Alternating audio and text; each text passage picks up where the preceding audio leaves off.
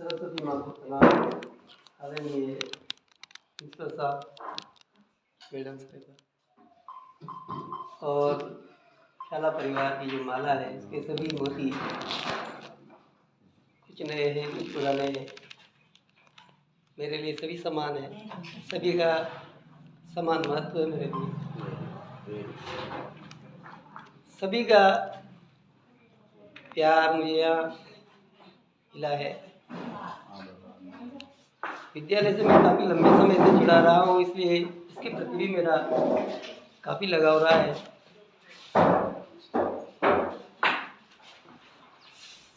और ये बोलना तो मैं भूल ही गया। बोलना क्या है कि जैसे रामकृष्ण जी आए, मैंने तभी सोच लिया था पहले, इससे पहले ऐसे ये संचालन जैसे कार्यक्रम मैं किया करता था, तो मुझे पता था रामकृष्ण जी आ गए तो मैं थोड़ा फ्री हो ले।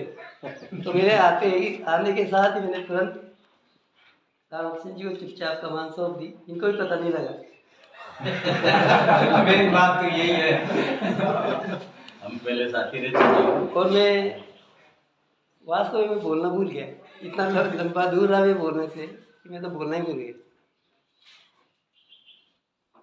थोड़ा थोड़ा बातों को शुरुआत करूँ। जैसे उसने संजय जी ने पूछा, वहाँ से शुरू करनी पड़ेगी बातचीत थोड़ा,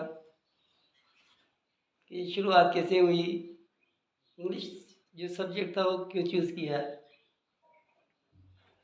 तो मैं क्या है, बहुत बहुत इंटेलिजेंट बच्चों में गिना जाता था मैं बचपन में। गलती से हाँ, गलती से भी यार, खाबी से, दोनों बातें हैं। और मुझे मैथमेटिक्स मैंने लिया, मतलब दिलवाया नहीं। साइंस मैथमेटिक्स मैंने कक्षा 9th में ले लिया करते थे उस टाइम पे, मैथमेटिक्स ले लिया।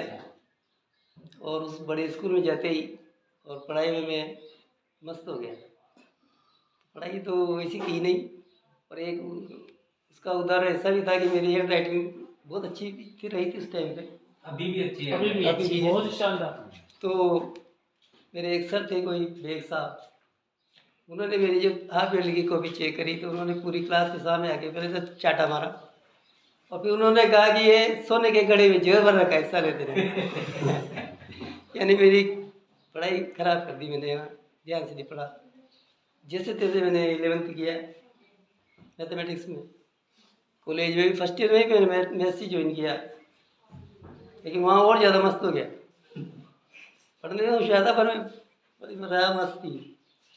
तो वहाँ मैं चला नहीं, तो घर वालों ने मेरे को छुड़ा करके यहाँ अपनी ज़मीन यहाँ पर तब भी थी, तो यहाँ मेरे को एक खेती कर लो।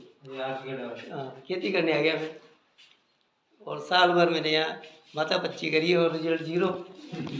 फिर मैं समझ गया यार ऐसे तो काम चलने वाला नहीं है, तो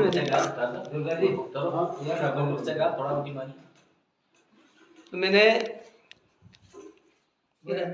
आर्ट वापस चला गया मैं, प्राइवेट आर्ट्स में फॉर्म भर दिया चुपचाप।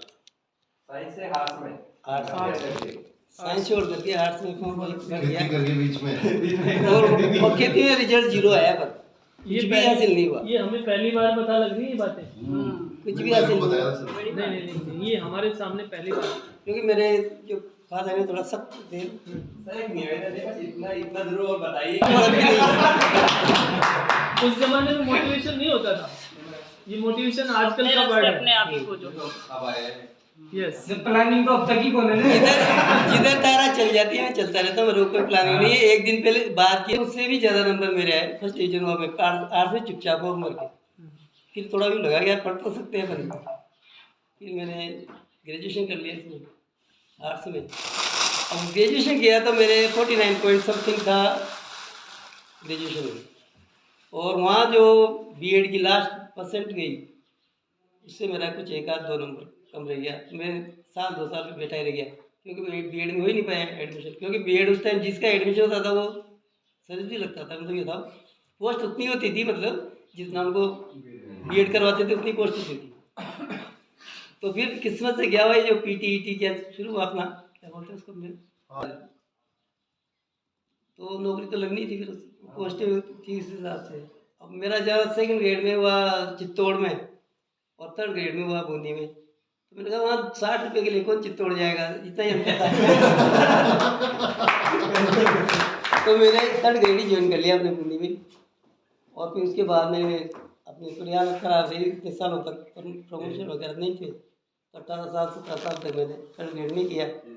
उसके बाद में प्रमोशन हुआ, फिर यहाँ अपने इसी विद्यालय में सेकंड ग्रेड तो यहीं हुआ।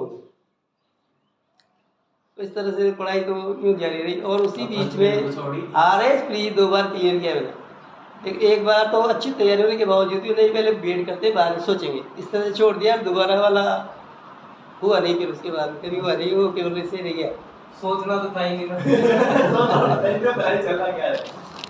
इस तरह से पढ़ाई वढ़ाई का तो ये सारा मामला, ये तो अचानक से अपने गए, ज़्यादा लोग वो लोग चले गए और अचानक से नहीं आए। इस वजह से इतनी बात अपने आपस में समझ तालमेल उतना नहीं पाया, और मेरा इतना जल्दी से किसी से तालमेल बैठता भी नहीं है।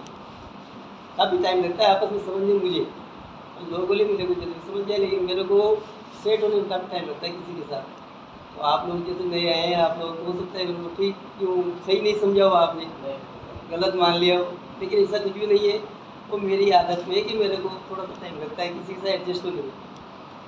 तो सभी से मेरे को बहुत भरपूर प्यार मिला, और इस विद्यालय की मैं हमेशा से उन्नति चाहता हूँ।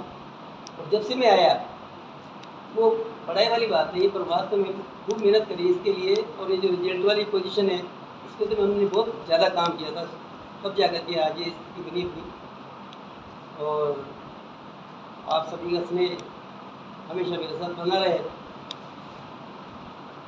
जहाँ तक हेल्थ की बात है, तो हेल्थ के लिए तो देखो अपने आप तो होता नहीं है, इसके लिए तो हमेशा करना ही पड़ता है। अब जैसे एक महीना भी मैं लापरवाही करता हूँ तो मेरा भी हेल्थ ख़राब हो जाती है। अभी 8% मेरा हेल्थ वो नहीं है, थोड़ी कमजोरी है, ध्यान मतलब चूक गया मैं महीने पर किसी कारण से, तो उसमें तो सजग ही रहना पड़ता है। इसका तो कोई रास्ता है ही नहीं, शॉर्टकट हो ही नहीं सकता इसका। खाना कम खाना चाहिए, ये मैंने अनुभव किया है। खाना जितना खाते हैं उससे कमी शुरू कर दो, अपने आप मेंटेन होता ही। और कोशिश तो करनी पड़ेगी, तो करेंगे तभी मिलेगा। इसमें तो कोई तरीका है ही नहीं इसका। तो आगे भविष्य में अब मैं मान रहा हूँ कि अब जीवन शुरू हुआ है, अब से ज़िंदगी शुरू हुई है मेरी, और मैं चाहता हूँ कि जीवन में अच्छे काम करूँ और जीवन में और ज़्यादा स्वस्थ रहूँ। अब तक मैं शायद ज़िंदगी में कुछ भी नहीं किया, अब मैं बहुत कुछ करना चाहता हूँ। इसके लिए मैं मेंटेन बना के रखा है मैंने अपने आप को बढ़िया, और मैं बहुत कुछ अच्छा करना चाहूँगा और अच्छा करूँगा। आप सभी लोगों को विश्वास दिलाता हूँ, और आप सबका प्यार बना रहे मेरे साथ, आशीर्वाद बना रहे। आपका मैडम का मधु मैडम भी मुझे काफ़ी पहले से जानते हैं।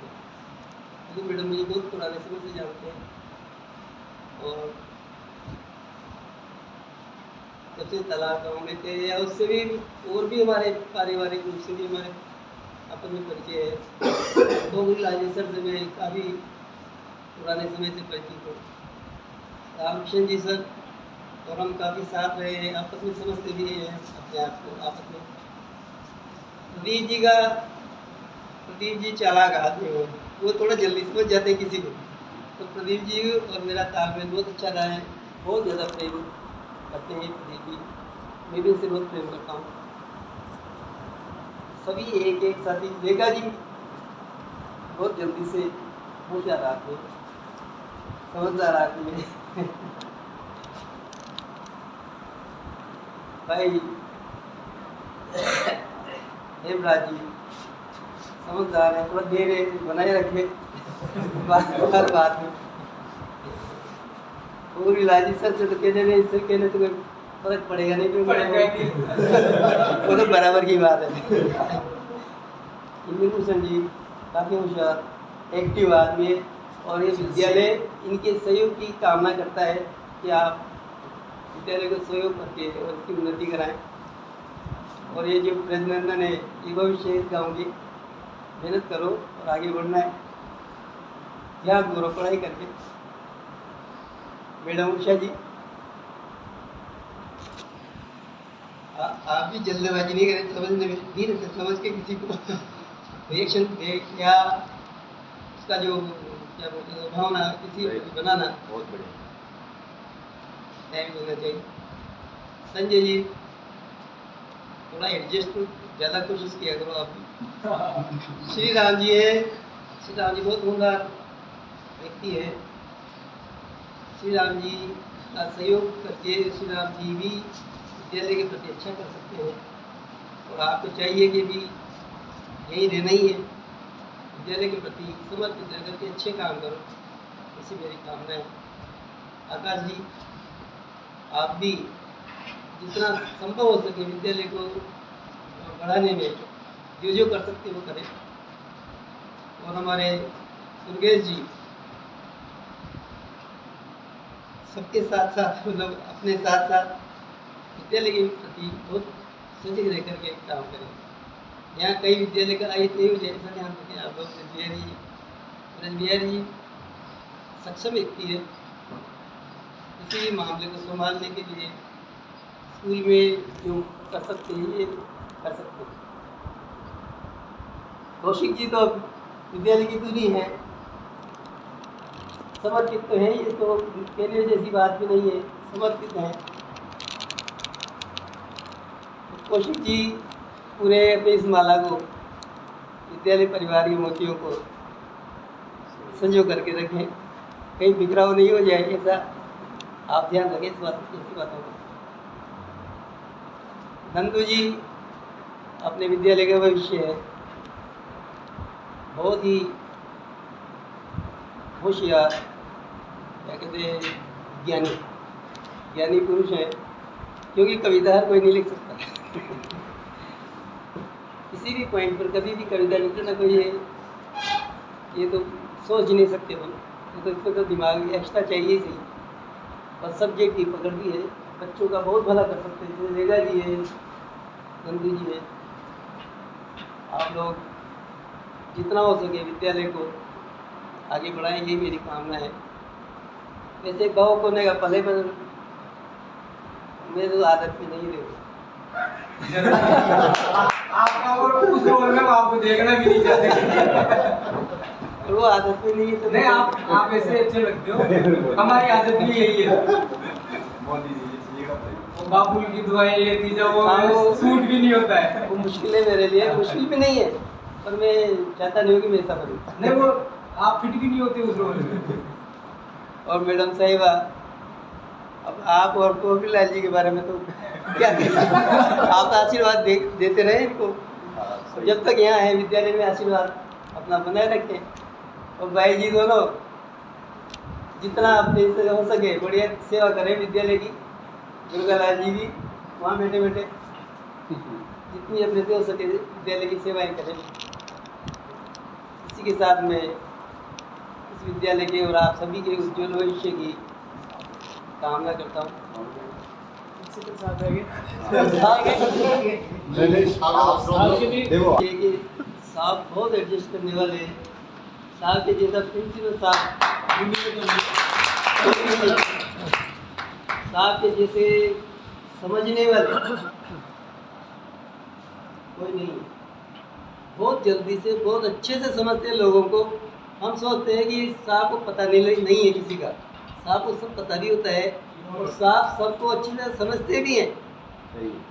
साहब इग्नोर करते हैं, साहब सभी को बैलेंस करने की कोशिश करते हैं। सबसे बड़ी बात ये है कि सबको बैलेंस करके रखें। साहब का अत्यधिक प्रेम मेरे साथ रहा है। साहब से सबसे पहले मेरी मुलाकात मतलब साहब से मेरी मुलाकात को ज्वाइन तो करवाया था इन्होंने, बहुत ज़्यादा वगैरह में ज्वाइनिंग में तो नहीं था, पर हमारी मुलाकात की जल्दी हुई। और उनका जो चरित्र है इस मामले में, सबको साथ लेकर के चलना, किसी का अहित नहीं होने देना, सबका साथ सबका साथ सबका विकास भी है। और साहब का बहुत स्नेह मेरे साथ रहा है, साहब का आशीर्वाद बना रहा है, और ना जैसे को दे सकता है जिसे मैं लेता हूँ।